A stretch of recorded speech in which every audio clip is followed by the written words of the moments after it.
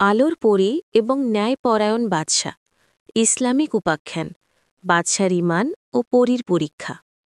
বহু কাল আগে দারুস সালাম নামে এক রাজ্য ছিল।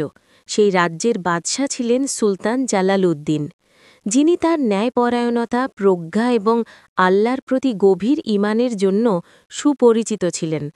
তার রাজত্বে কোনো অন্যায় বা অবিচার ছিল না। প্রতিটি প্রজা সুখে শান্তিতে দিন কাটাত। বাদশাহ প্রতিদিন ফজরের নামাজের পর দরবার বসাতেন, সাধারণ মানুষের অভিযোগ শুনতেন এবং কোরআন ও সুন্নাহর আলোকে বিচার কার্য পরিচালনা করতেন। বাদশাহ জালালউদ্দিনের বয়স হয়েছে, কিন্তু তার জীবনে এক গভীর শূন্যতা। তার কোনো রানী নেই, যা নিয়ে উজির নাজিররা সর্বদা চিন্তিত থাকত। তারা চাইত বাদশার ঘরে এমন কেউ আসুক যে রাজ্যের গৌরব বৃদ্ধি করবে এবং পরকালে মুক্তিপ্রাপ্ত নেককার সন্তান জন্ম দেবে। এক রাতে গভীর তাহাজ্জুদের পর মুনাজাতের সময় বাদশাহ স্বপ্নে এক অভূতপূর্ব দৃশ্য দেখলেন। তিনি দেখলেন বেহেশতের বাগানের মতো এক স্থান থেকে নূরের তৈরি এক নারী নেমে আসছেন। সেই নারী এমন রূপবতী যে তার সামনে পৃথিবীর সকল সৌন্দর্য ম্লান। নারীটি ফিসফিস করে বললেন, হে ন্যায়পরায়ণ বাদশাহ, আপনার ঈমানের আলো বহু দূর থেকে আমাকে টেনে এনেছে, কিন্তু পৃথিবীতে আমাদের মিলন সম্ভব নয় যদি না আপনি আমাদের শর্তগুলো পূরণ করেন।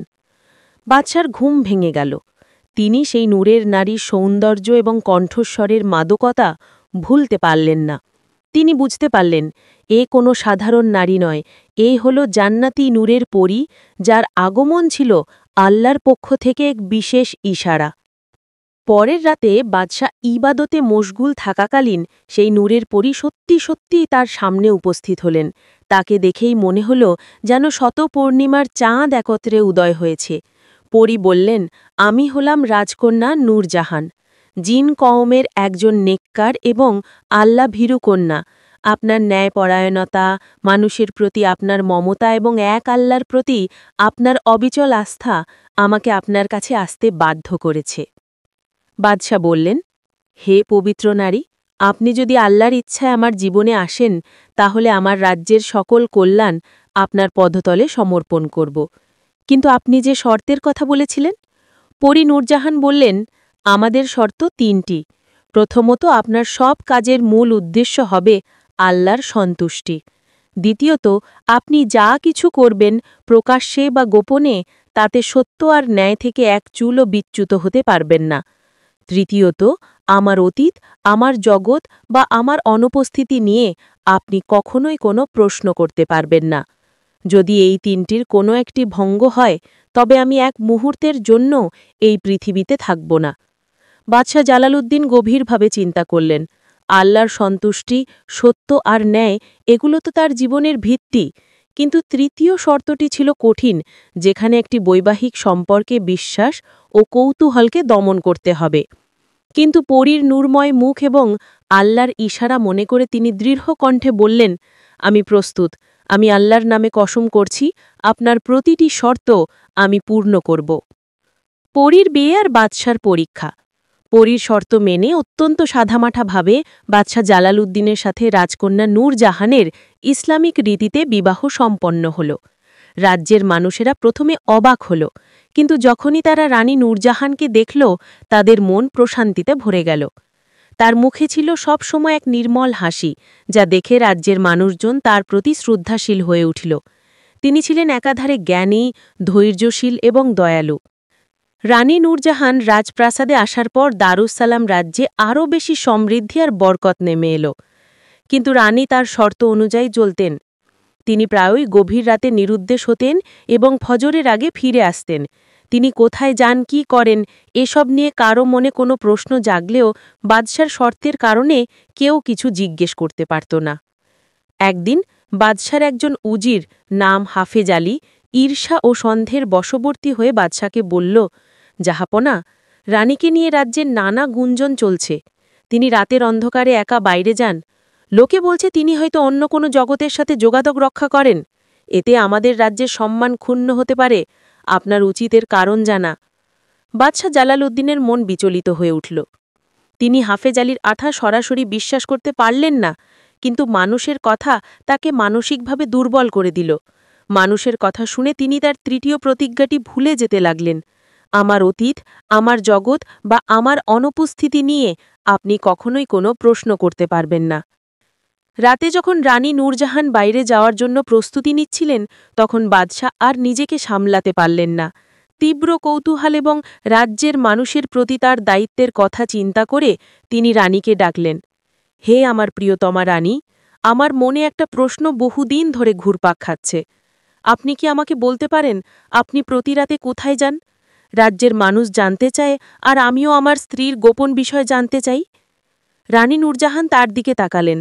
তার চোখে সেই নূরের জ্যোতি কমে গিয়ে এক গভীর বিষাদের ছায়া নেমে এলো। তিনি অত্যন্ত শান্ত কণ্ঠে বললেন, বাদশাহ, আপনার মনে আছে তো আমাদের বিবাহের শর্ত? আপনি আল্লাহর নামে ওয়াদা করেছিলেন যে আমার অনুপস্থিতি নিয়ে কোনো প্রশ্ন করবেন না। বাদশাহ অনুতপ্ত হলেন। আমি জানি আমি আমার ওয়াদা ভঙ্গ করেছি, কিন্তু রাজ্যের মানুষ, উজির নাজির, তাদের প্রশ্নের উত্তর? রানী নূরজাহান দীর্ঘশ্বাস ফেললেন। চোখের জল মাটিতে পড়ার আগেই তা নূরের ফোঁটায় পরিণত হল। তিনি বাদশাকে বললেন, আমি প্রতি রাতে যেতাম যেখানে হাজারো দুর্বল ও অসহায় জিন কওমের মানুষজন আমার কাছে সাহায্য চাইতে আসত। আমি আল্লাহর ইচ্ছায় তাদের বিপদ থেকে উদ্ধার করতাম। আজ আপনার ওয়াদা ভঙ্গের কারণে আমার আর এই পৃথিবীতে থাকা সম্ভব নয়। আমি ফিরে যাচ্ছি আমার নূরের জগতে, কিন্তু ফিরে যাওয়ার আগে আপনাকে একটা শিক্ষা দিয়ে যাচ্ছি। পরী নূরজাহান তার হাত থেকে একটি ছোট্ট নূরের মশাল বের করলেন এবং বাদশার হাতে দিলেন। এই মশালটি হল ঈমান ও ওয়াদা রক্ষার প্রতীক। যতক্ষণ আপনি এটিকে রক্ষা করবেন এবং আপনার জীবনে আল্লাহর সন্তুষ্টিকে প্রাধান্য দেবেন, ততক্ষণ আপনার রাজ্যের শান্তি বজায় থাকবে। আর মনে রাখবেন, মানুষের কথার চেয়ে আল্লাহর কাছে আপনার দেওয়া ওয়াদার মূল্য অনেক বেশি। কথাগুলো শেষ হওয়ার সাথে সাথে রাজকন্যা নূরজাহান তার শরীর থেকে নূরের জ্যোতি বিকিরণ করলেন এবং এক আলোর ঝলকানিতে শূন্যে মিলিয়ে গেলেন। বাদশাহ তার ওয়াদা ভঙ্গের অনুশোচনায় মাটিতে লুটিয়ে পড়লেন। তিনি অনুধাবন করলেন মানুষের কথা শুনে তিনি কত বড় ভুল করে ফেলেছেন এবং পরীর শর্ত ভঙ্গের পরিণতি কত ভয়াবহ হতে পারে। সেই রাত থেকে বাদশাহ জালালউদ্দিন আরও বেশি আল্লাহর ইবাদতে মনোনিবেশ করলেন। তিনি বাকি জীবন একাই কাটালেন এবং রাজ্যের মানুষের কাছে তার ভুল স্বীকার করলেন। তিনি শিখিয়ে গেলেন যে আল্লাহর প্রতি ঈমান এবং প্রতিজ্ঞা রক্ষা করা সকল পার্থিব সম্পর্কের ঊর্ধ্বে। বাদশাহ জালালউদ্দিনের গল্প আজও দারুসালামের মানুষের মুখে মুখে ফেরে। তারা বিশ্বাস করে মানুষের জীবনে অনেক সময় এমন পরীক্ষা আসে যেখানে তাদের ওয়াদা এবং ঈমানের ভিত্তিকে কঠিনভাবে পরীক্ষা করা হয়।